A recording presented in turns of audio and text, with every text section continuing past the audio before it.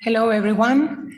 Good morning, and welcome to this side event, which is titled The War on Drugs, Militarization of Drug Control, Measures to Address These Critical Human Rights Challenges.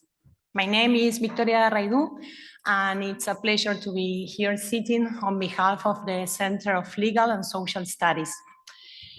The report released by the Office of the High Commissioner on Human Rights linked with addressing and countering drug challenges report how militarized interventions create a hard impact in human rights in the global south and with a specific impact on low-income communities.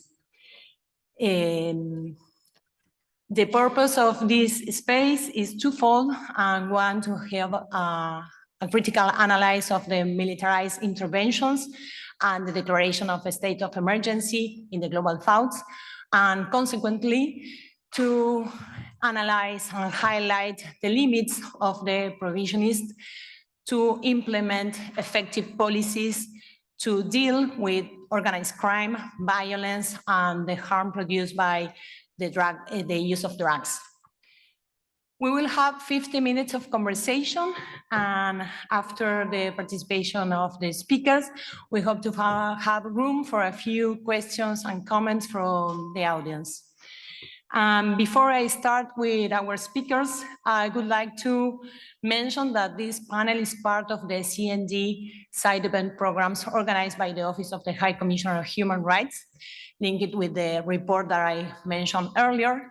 And I would like to especially thanks to the Office of the High Commissioner and IDPC for all of their support and for the initiative, and particularly to Sabed Mahmoud, and also Mary and Andrea Fernandez from IDPC for all of their support.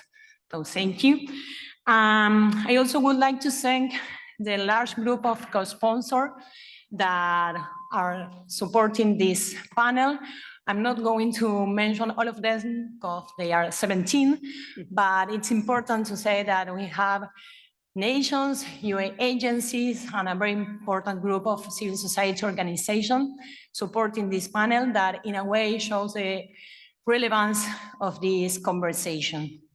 And now, yes, I'm pleased to give the floor to Ambika Satkunanathan. She's a human rights lawyer and activist from Sri Lanka, and she's going to present the situation in Asia and Southeast Asia related with the militarized interventions, and also the place that the role that plays, the international cooperation in the implementation of these kind of measures. So, Ambika, thank you, and you have the floor.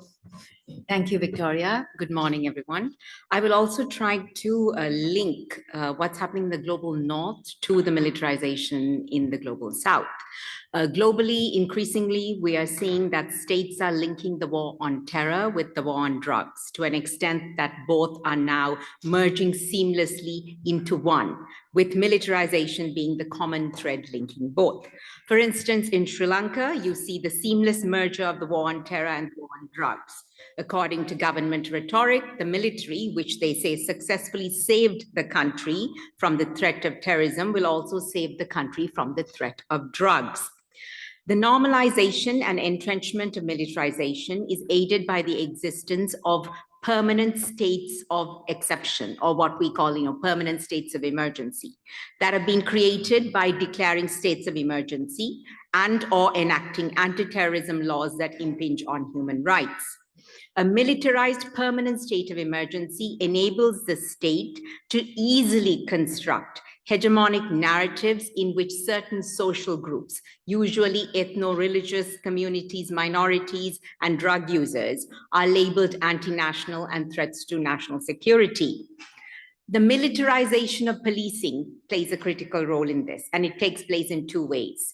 States either use the military for policing, and or they militarize the police, who are trained in military tactics and thinking and are given military equipment.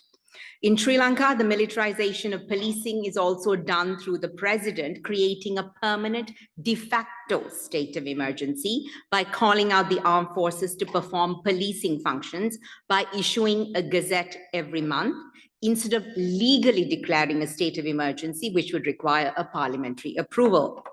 Militarization of policing often takes place in conjunction with the deliberate construction of a dominant security narrative that posits the military or militarized police as saviors and the only barrier between chaos and order.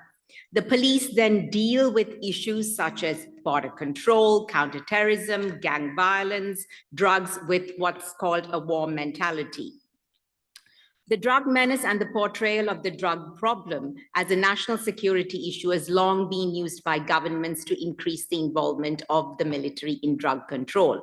In Sri Lanka, for instance, they're involved in treatment and even drug use prevention activities. Similarly, countering terrorism is a justification commonly used by states for militarizing policing, which is then integrated into everyday police functions. In South and Southeast Asia, the militarization of the war on drugs has had devastating human rights impact. The UN Human Rights Committee has expressed concern, for instance, about the high rate of extrajudicial killings by police, military, and the Rapid Action Battalion members in the war on drugs in Bangladesh. And Amnesty International has said that it's seen at least one death a day due to the war on drugs. In Sri Lanka, as I said, we have the military taking on drug treatment, drug control, and drug use prevention activities as well. A quick word on what's been taking place in Sri Lanka during the last 3 months, which is called the Yuktiya operation, which is an anti-drug operation. As at 17th March, that is 3 months since it began, 72,850 persons have been arrested. 2,322 persons have been sent to compulsory drug treatment, and prisons are overcrowded by 205%. Yet, the amount of drugs seized, as you will see, is rather paltry. In 3 months and so many arrests, only 29.4 kilograms of heroin and only 37.7 kilograms of methamphetamine. Like in other countries, many violations have been reported during the operation in which poor communities are the main target, demonstrating that the war on drugs is a war on the poor. Persons who use drugs and persons from marginalized socioeconomic groups who sell drugs or, who sell drugs to buy drugs for their use are the ones who are being targeted. Hence, it's a criminalization of poverty. At the same time, there has been less than a handful of arrests or prosecution of persons engaging in large-scale drug trafficking, raising questions about the protection these people enjoy and their proximity to political power. My final point is on countries in which the police force has been heavily militarized in the global north, such as the US, the United Kingdom, and Australia, which are exporting militarizing police to the global south. They do this through aid, by training police, and by donating military equipment, despite the fact that these initiatives enable human rights violations. For example, a 2021 audit by the US Office of the Inspector General found that many sensitive investigation units and vetted units set up by the DEA in Vietnam were operating outside of formal structures and without adequate oversight. The US aids militarization of policing by providing training to police of other countries at military bases, but in the State Department's yearly foreign military training report, only the city where the training takes place is mentioned, not the fact that it took place at a military base. Militarization is also enabled through training police and military together. For example, the Colombian police, they received joint operation training from the US alongside members of the Colombian Army and Navy.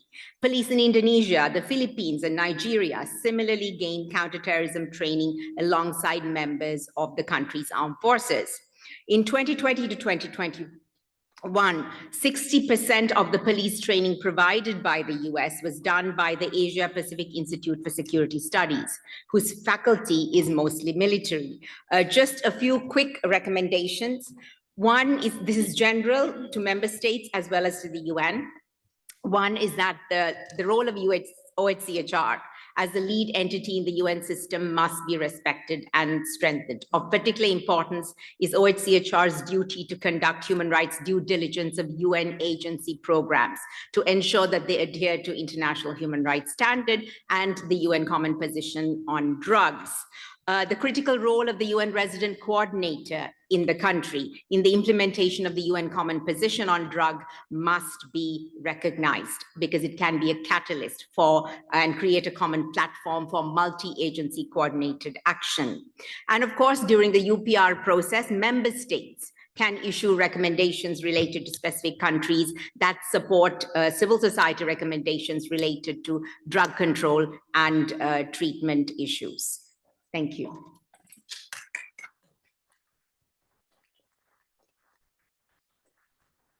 Thank you, Anvika, and we share the concern about the drastic operation of militarized interventions in Sri Lanka, and we called for the cease of this kind of interventions.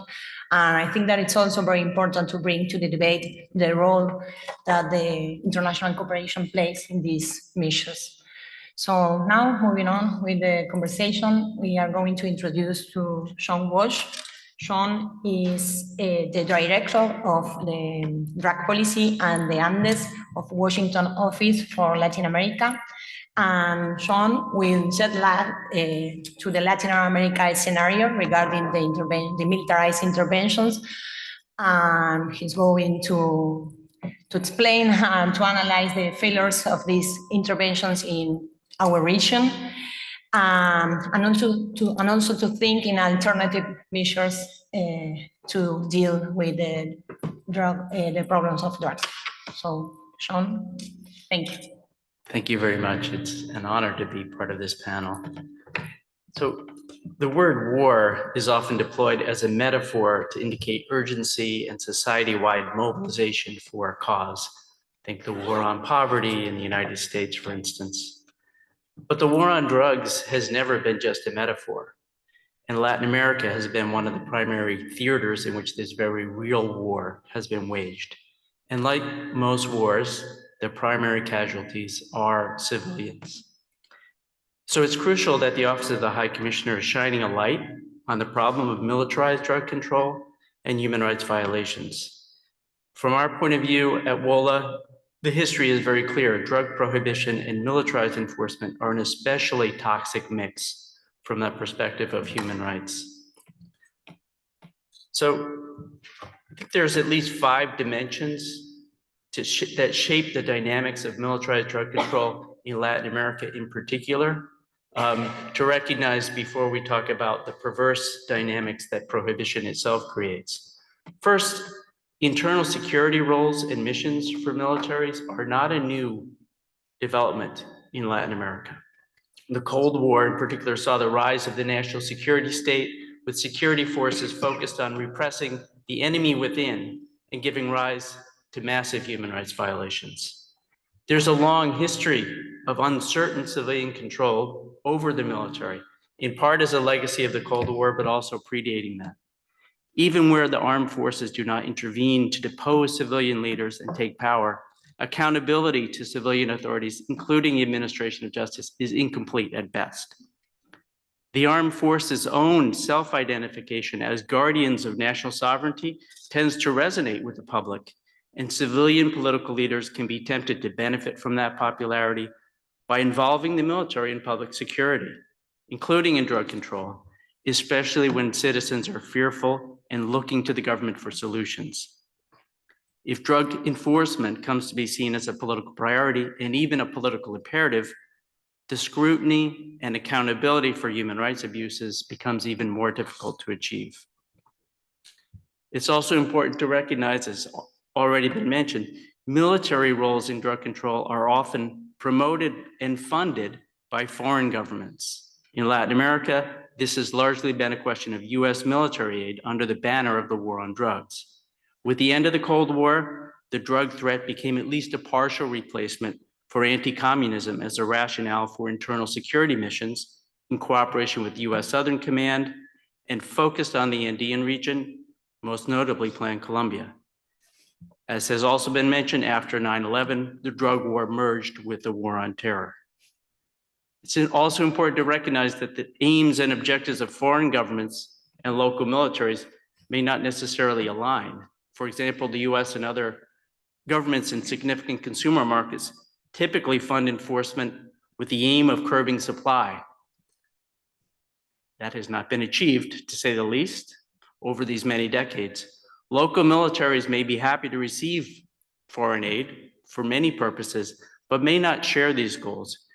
Preventing drugs from reaching other countries may, and I would argue should, take a back seat to local needs, immediate local needs. And of course, there are elements of security forces, as well as politicians and local elites, who may themselves become engaged in the illegal drug trade, which is one of the particularly dangerous aspects of putting the military on the front lines of combating an illicit market. So, stepping to the dynamics created by prohibition itself, our collective attempt at banning drug use and criminalizing it makes, as we know, drug use more hazardous, while generating at the same time vast revenues that fuel organized crime and corruption worldwide. So while governments tend to describe enforcement as combating drug trafficking, the reality is that our underlying choice of a policy of prohibition has led to burgeoning illegal drug markets that continuously generate enormous profits for groups and individuals willing to act outside the law. The fact is that military and militarized enforcement is ill-suited to respond to these lucrative illegal drug markets. And it leads to especially perverse outcomes, for instance, kingpin strategies to remove leaders of groups, leaders who are easily replaced, and tends to prompt splintering into rival groups that promotes more bloodshed and conflict. We've seen this over and over again in country after country. So these consequences of enforcement, in particular militarized enforcement, may not be intended, they may be unintended, but they're entirely predictable at this point. There's vast evidence. The bottom line is that civilians are the people caught in the crossfire. Even more so, the lines blur as elements of security forces tasked with confronting illegal markets and illegal traffickers become complicit in the trade, making for very messy situations on the ground that would be opaque under the best of circumstances, but given the blurred lines and lack of understanding of who's who, the violence becomes almost impossible to unravel. Add to that declarations of internal armed conflict, declarations that call upon international humanitarian law, not human rights law, to be the focus. We've seen how low that bar is as far as preventing civilian casualties. So that's another enormous concern. So to conclude, I would say the Office of the High Commissioner for Human Rights has already issued a number of extremely important recommendations. For instance, reserve drug law enforcement for civilian law enforcement agencies that are properly trained and equipped, resort to military force extraordinarily, temporarily, and when strictly necessary in specific circumstances, ensure that financial and technical assistance provided for drug enforcement operations does not contribute to human rights violations. Of course, these are easier said than done. For example, under US foreign assistance, there's something called the Leahy Law that's meant to provide oversight and accountability for forces that are implicated in human rights abuses. But these laws don't implement themselves. They require political will and they require constant information and pressure, especially from civil society, familiar with what's actually happening on the ground. I would add one more vast recommendation, and it's also in the Office of the High Commissioner's important report from last year, moving beyond the prohibition framework to legal regulation. It may seem sometimes impossible to imagine, and it may seem that the prohibition regime has put down such deep roots, which is true, bureaucratically, politically, vested interests. At the same time, I think it's very important to remember this is a relatively recent creation. In my lifetime, in fact, the global prohibitionist drug regime has come to be. This was a conscious and deliberate choice of governments more than half a century ago, under very different circumstances, I believe it was ill-suited at the time, is particularly ill-suited with the evidence that's accumulated. And I think that as we look to the future, we need to be looking to the post-prohibition scenario and recognize that one of the major harms that the drug war, prohibition, and criminalized militarized enforcement does is not just untold human casualties and the immense suffering unimaginable, is the erosion of institutions and even democracies, not just in Latin America, but around the world. So I think the Office of the High Commissioner shining this light on human rights is a clarion call to, I would say, wake up. The evidence that the war on drugs has failed is vast, and the evidence that, in the probability that the harms that it causes are going to become worse, not better, is alarming. So thank you very much. Thank you very much, John Walsh, for your presentation. And it's very important also to highlight how states persist with the idea of militarized interventions. And just to mention, as an example, today the new government of Argentina is adding the military forces to the security operations against drug trafficking in our country. So that presents the scenario of the persistence of these measures, even though we have a lot of evidence of these failures. So thank you, John Walsh. And now we continue with our next speaker. And I'm delighted to introduce Hélène Tigroudja. She's a member of the Human Rights Committee, and she's going to present a perspective of with the lens of the human rights approach to this problem. So thank you. The floor is yours. Thank you very much, and thank you for having me.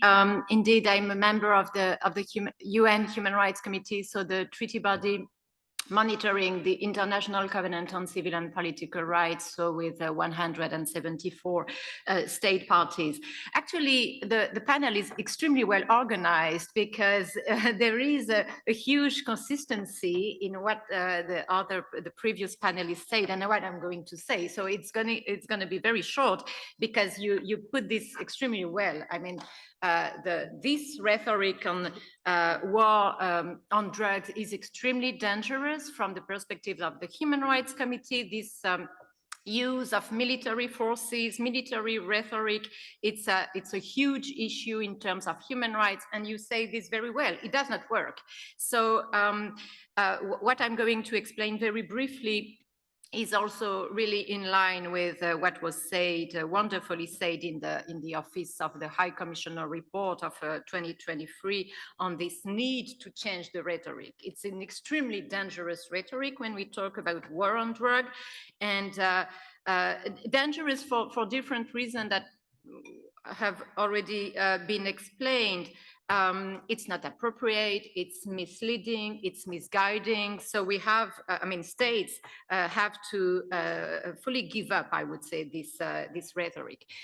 One of the very big problem or very big issue when we talk and when states use this vocabulary of war is indeed that drug users or drug traffickers are seen as enemy, as targeted as enemies, which is in terms of human rights extremely difficult.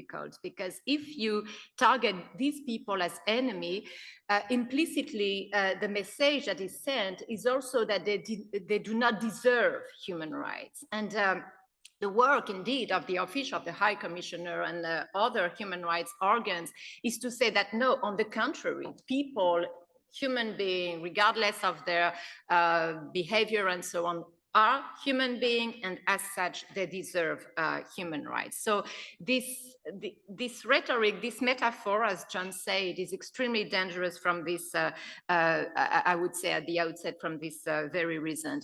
And indeed, the parallel with terrorism is also very important because states use the same kind of rhetoric against terrorists and against drug users or drug traffickers. And it's not only an issue from the Human Rights Committee perspective and based on the state's review we lead, it's not only an issue for drug users or drug traffickers, but for the whole population. And I'm just going to give you an overview of the type of human rights violation we see, you're right, in global South country, but not only in global South countries. I would say it's a universal problem. First, and it was said in the Office of the High Commissioner report, excessive use of force, especially lethal force, so arbitrary killing, arbitrary deprivation of life. In many countries, and maybe it's going to be said, but in many countries also enforced disappearances because it's used as a sort of means to fight against drug trafficking. Targeting killings in many countries also it's used as a mean to fight against drug trafficking. We just had a wonderful side event on mass surveillance. We have also a huge problem in many countries of mass surveillance, violation of privacy, and in many countries also mass surveillance is linked with racial profiling. So we have a mix of violation of human rights. Secret detention, incommunicado detention, also solitary confinement, decrease of judicial rights, and I would say above all this, a sort of intersected discrimination. And I think you say this, in general, in many countries, what the Human Rights Committee also see is the use of this war on drugs or policy of fighting on drugs against people living in poverty or people living in situation of extreme poverty. So we have a sort of vicious circle of criminalization of poor people, marginalized people, and of course for the Human Rights Committee, it's extremely dangerous. Yesterday, I also in another panel said another thing that is sometimes visible in some countries is also the use, as for terrorism and counter-terrorist legislation, also we see the use of counter-drug legislation to target marginalized people, for instance, LGBT people. So it's really a reality. In some countries, some states do use this anti-drug legislation to target marginalized people or LGBT groups and groups that are considered as minority groups. So, I mean, the list is not an exhaustive list, but you understand the huge concern again in terms of violation of human rights.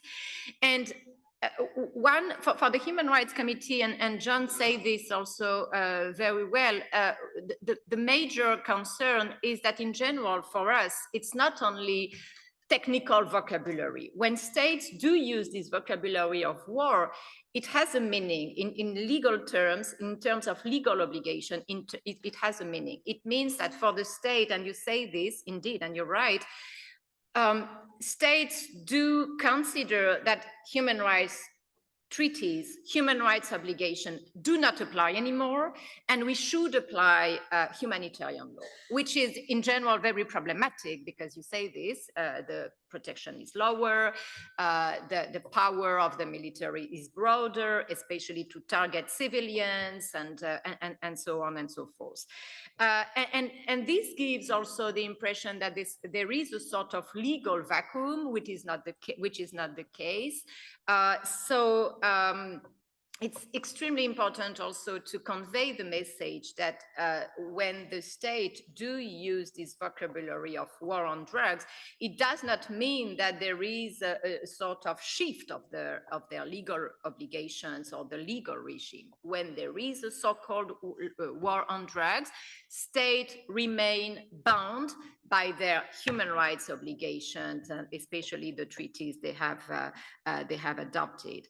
And even if at the domestic level there is for instance, declaration of the states of emergency or this kind of emergency measures.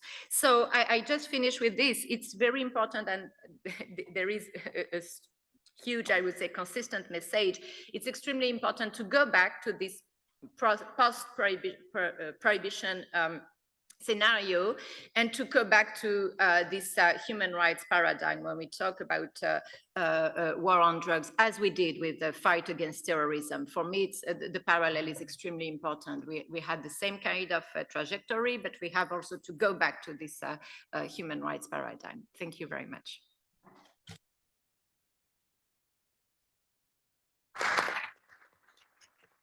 Thank you very much for your presentation, and I think that it's super important to deepen the dialogue between and showing the impact in terms of human rights here in the scenario of the CND. Now we have the presentation of Ingrid Garcia Mendez. She's from a human rights organization from Ecuador. She's going to present a keynote to understand the current situation in Ecuador. So thank you very much, Ingrid, and you have the floor.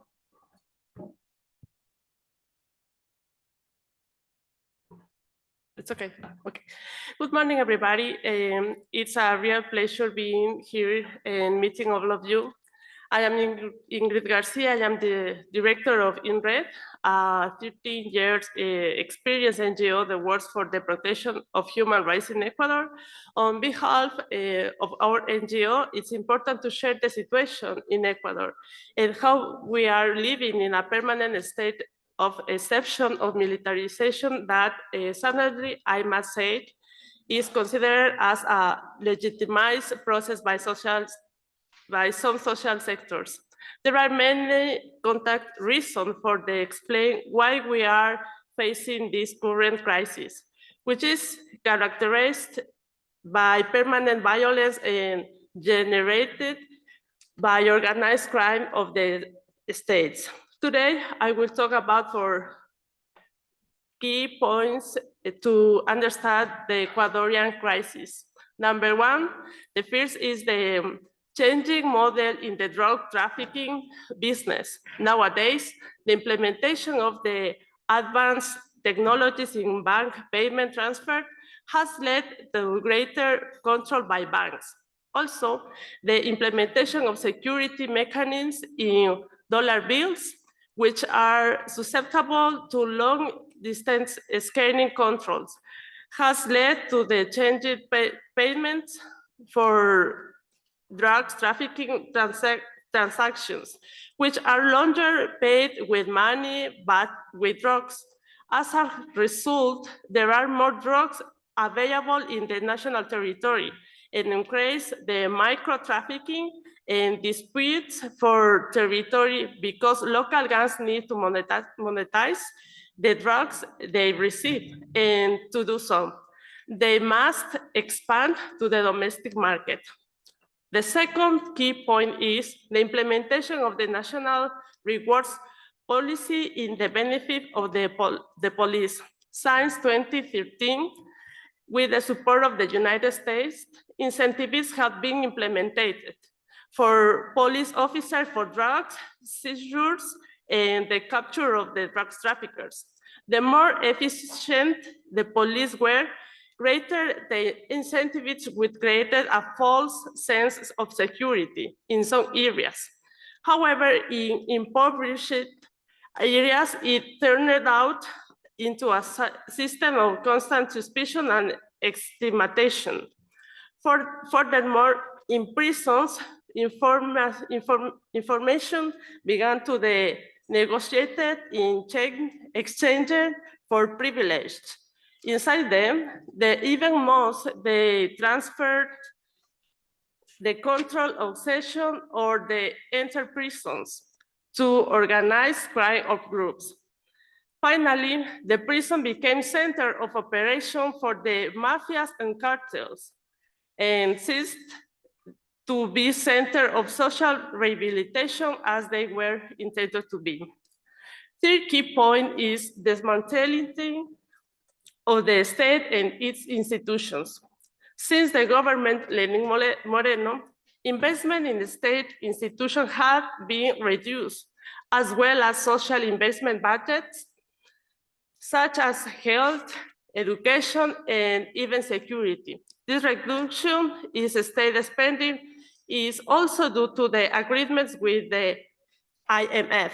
As consequences, for example, the intelligence department was removed, as well as the lack of equipment such as bulletproof vest. The dismantling of the state institution led to the penetration of organized crime into the institution. As for example, in the year 2023, 12 cases were reported where police officers were accused of relative crimes. In this year, 2024, military officers were apprehended linked of criminal activities. Finally, the fourth key point is the reduction of cocaine use. With the appearance of fentanyl in Europe and the United States, the demand for the cocaine was reduced. So local drugs cartel stopped receive income because their export was affected.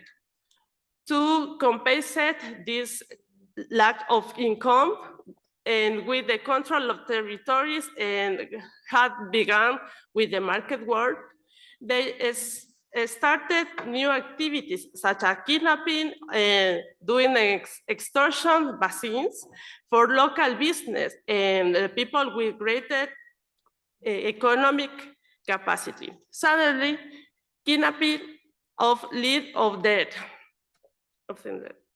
To conclude, since 2019, 39 states of exception have been declared. Of the 19, 13 of them are related to generalized violence and 7 of them are related of prisons and their massacres. Most of the states of extension had a duration of 60 days, ordering the military forces to patrol the streets in support of the police and to make the Ecuadorian population feel safe. A cause of militarization, we have numerous reports of human rights violence, such as torture, displacement, and exile, and commonly cruel, inhumane, the degree treats. Human rights organizations have denounced these facts, and there is an official position of part of the president that those who denounce these violations are anti-patriots. Increasing the harassment of those who defend human rights.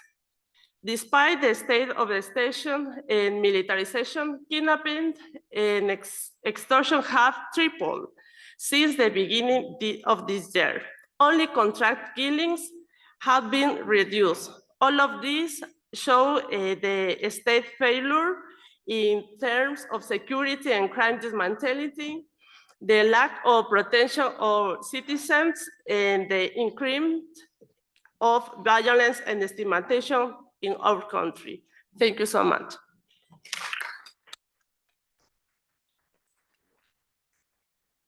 Thank you, Ingrid, for your presentation. It was super interesting. And I think that the case of Ecuador shows how in a few years, in the absence of coordinated state responses, the criminal organizations grow and increase the use of force, and how late and militarized responses from the states make the conditions of the life of the communities worse. So it's important to follow the case of Ecuador.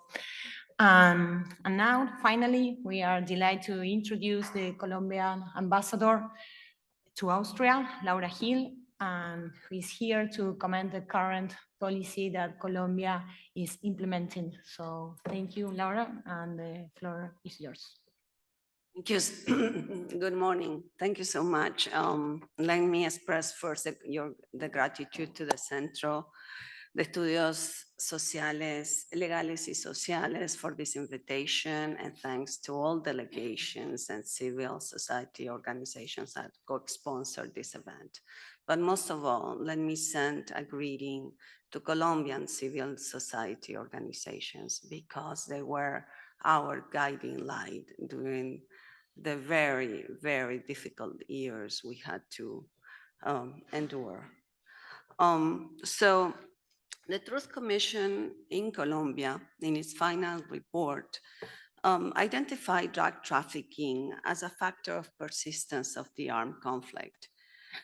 And all the actors in the armed conflict were involved and are involved in drug trafficking. So drug trafficking is a factor that extended the conflict and the degradation of the war, and remains one of the major obstacles to, one, peace in Colombia, and two, development in Colombia. And I will not tire of saying this. Colombia is tired. I will not tire of saying Colombia is tired, because we are tired of external recipes. For 6 decades, as President Petro said in his intervention before the plenary of the CND, Colombia was the poster child of the war against drugs. And this war, which was imposed on us by the United States, was also the direct result of the prohibitionism that to this day prevails in Vienna. So let's not lose sight of that. So in the face of failure, my country opted for change. And the new policy on drugs is revolutionary. And revolution for us means common sense. We are making a revolution because we have returned to our senses. We are no longer willing to offer dead Colombians in sacrifice for someone else's global policy. And we do believe in common and shared responsibility. As a matter of fact, that was a principle that came out of Colombia. We formulated it and proposed it to the world in the 80s. But this common and shared responsibility has turned into a blaming game.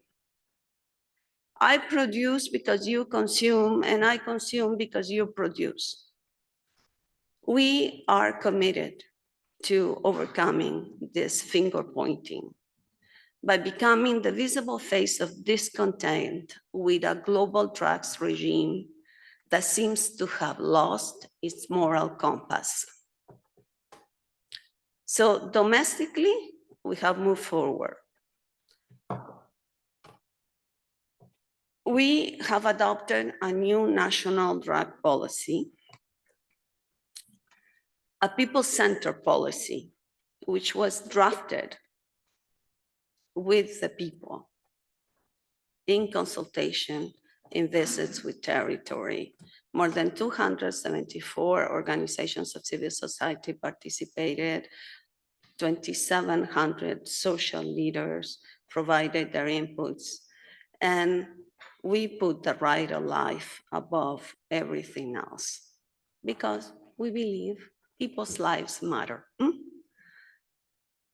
So, and our new drug policy has two main pillars. We call one oxygen, we call the other one asphyxia. The first pillar is aiming at ending the dependence of the population on the economies of drugs, as well as avoiding the criminalization of peasants. We are no longer persecuting peasant communities in Colombia. Asphyxiation means that we continue making efforts for the dismantling and reducing the influence and capacity of criminal organizations that profit from drug trafficking. As a matter of fact, the number of seizures in Colombia has dramatically increased since this government took over. By placing the people at the center of this action, we want to uphold the respect for human rights, the protection of the environment, and the promotion of peace and justice. We want to protect vulnerable populations, rural and indigenous communities, and we think we have a historical opportunity right now in addressing cross-cutting issues such as racial and indigenous justice, gender equality, and youth rights. But at the international level, our crusade is against hypocrisy and for pragmatism. So for over 30 years, every major UN political declaration here in Vienna says that the world drug phenomenon must be carried out in full conformity with all human rights and fundamental freedoms. So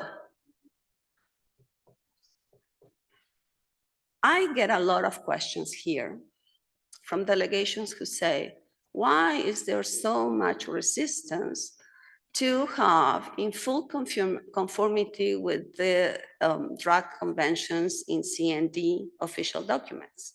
And my response is, because of the same reason why you don't want International Covenant on Civil and Political Rights, International Covenant on Economic, Social and Cultural Rights, and so on. If we were in a place where we all accept in full conformity with the drug conventions and the list of international human rights treaties that bind us as much as the conventions, Colombia will go with that.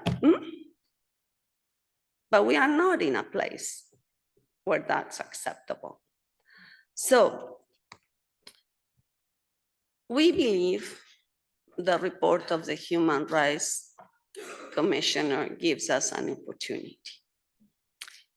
30 years ago, I was a student, I was a grad student at the Fletcher School of Law and Diplomacy. And I remember I was already studying the lack of coordination, the lack of coherence between New York, Geneva, and Vienna. 30 years later, I come here as an ambassador, and I find myself having to dispute arguments like human rights can only be discussed in Geneva. Here in Vienna, we discuss drugs. I'm quoting, I'm not exaggerating. These are direct quotes. So Colombia is fully committed to one United Nations. Colombia is fully committed to human rights, and Colombia will support the High Commissioner for Human Rights to bring human rights into global drug policy. Now, what do we have here? We hear about flexibility of the conventions, and no, we see actually is lack of flexibility, a lot of rigidity. Canada and Uruguay get blasted every single year for having regulated cannabis. So we are going to bring some honesty to this conversation. This is what you get. There's nothing else. I'm frank, I'm direct, and I avoid diplomatic talk because I believe my country has no time to waste. We need a change, we need it right now, we need it right now. And I will work as much as I can to respond the mandate that my president has given me. And the mandate he has given me is to bring some change to Vienna. And I'll tell you something, today I'm wearing this. This is a Colombian peasant. And I expect to be the voice of Colombian peasant communities in Vienna. Thank you.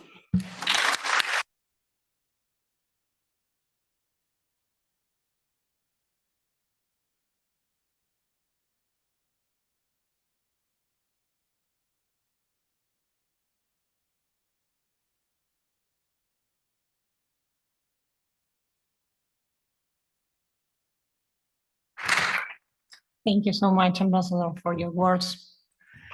Super warm. And I think that also the interventions that Colombia is currently doing, it's a super important example for the region and for all the global south. And even though when we see how difficult it is for states to scale down the punitive and the provisionist model. So thank you. And now I think that we have very little time, but maybe we can have a comment or a question for the audience. So just let me know and use the mic and introduce yourself before speaking. I don't know if we have someone.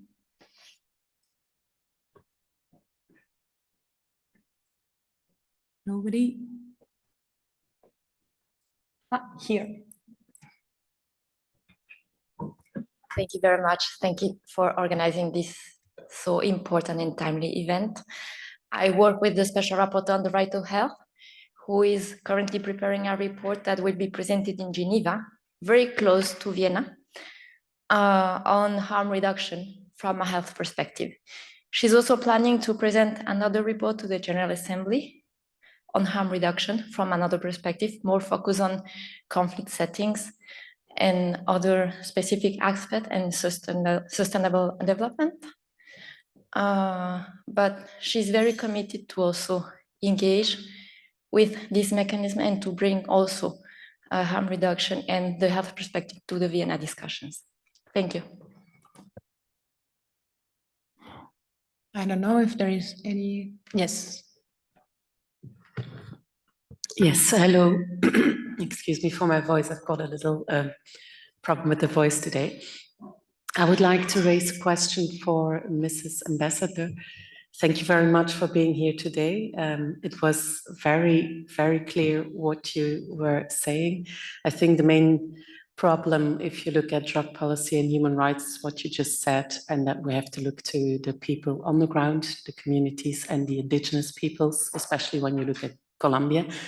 Now we know that time is running. You said we need action now. What will you do in 2 years? Is there anything that guarantees after Petro will possibly not be there anymore, how Colombia is going to safeguard what you were saying just right there? Is there any guarantees on that you will continue on that very important route that you're taking? Thank you. Hi, there are no guarantees in democracy, but I would say the following. We need to institutionalize our policy in a way that results are visible. We believe that if people are empowered and this new policy gives results, the people themselves will ask for this to continue. So that's our commitment.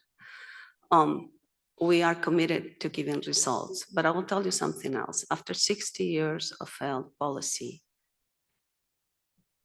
you know, we have a saying in Spanish, which is, you cannot, you know, if you do this, if you get bad results doing one thing, you're gonna get bad results doing it over and over. We are trying something else. We are gonna adjust it as we go, but I think we are taking the principled path, and we need all the support we can get from the international community. We are in a fossilized environment here, really. I'm not exaggerating, and we need all the support we can get so that whatever we are doing in Colombia can have sustainability. Thank you. Thank you so much for an amazing panel. This is also a question for Ms. Ambassador. I've heard that in Colombia it's been understood that the war on drugs is also a shop front for a war on resources and a race for natural resources and extractivist industries. So my question is, how is the connection between securing strong climate governance in the region compatible with our current situation of prohibition, and what is the future trajectory on those two issues? Okay, we tried to get references to climate change in the outcome document at the CND, and we failed. My government is fully committed to energy transition, and we are actually changing the matrix of the energy matrix in Colombia. We are trying to do it as fast as we can, but our our exports depended mainly on the exports of coal and oil. So we need to replace those exports. We are doing this. We are increasing tourism, we are increasing exports on agriculture, but it's as difficult as it is for everyone else. We are fully aware that our war was also a war for resources. And the director of alternative development is here, sitting on the first row, and I have to say, he always says that illegal economies in Colombia overlap. So you have you have the drug dealers, you have illegal mining, and you have human trafficking, and you have sort of a lot of intersection of illegal economies. And that's what we want to dismantle, because in this new drug policy, what we're doing is we're trying to replace one. I mean, how was alternative development viewed for the past decades? It was like, well, we get the coca bush and we substitute it with another plant. That was basically what we used to do. And I'm here quoting the director saying, what we need to do is basically to substitute economies, to get rid of illegal economies territory by territory and replace them with legal economies. And this is what we're doing, trying to pixel the country into small pieces and go territory by territory.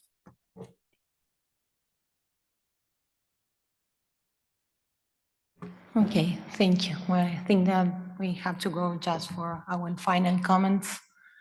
And as it was said, it's very important to follow this conversation in this scenario in the CND. Today we have seen that it's very relevant that members of civil society, state representatives, and UN officials are drawing the attention to the problem of the prohibitionist paradigm and the inability to solve drug problems and the particular impact in the Global South. It is necessary to put this discussion in the framework of the international human rights law and think interventions that can really prevent the development of violence linked with drug trafficking, but with also other illegal activities, and to promote the access of rights for the communities. For this purpose, it is essential to count on the commitment of the international cooperation and to put in the center the human rights perspective. As a final remark, the different presentations let us know that illegal markets thrive when the states can't guarantee the access to different rights for the community and try out measures such as the declaration of a state of emergency, instead of implementing effective policies to address drug trafficking, violence, and a health approach to the problematic drug use.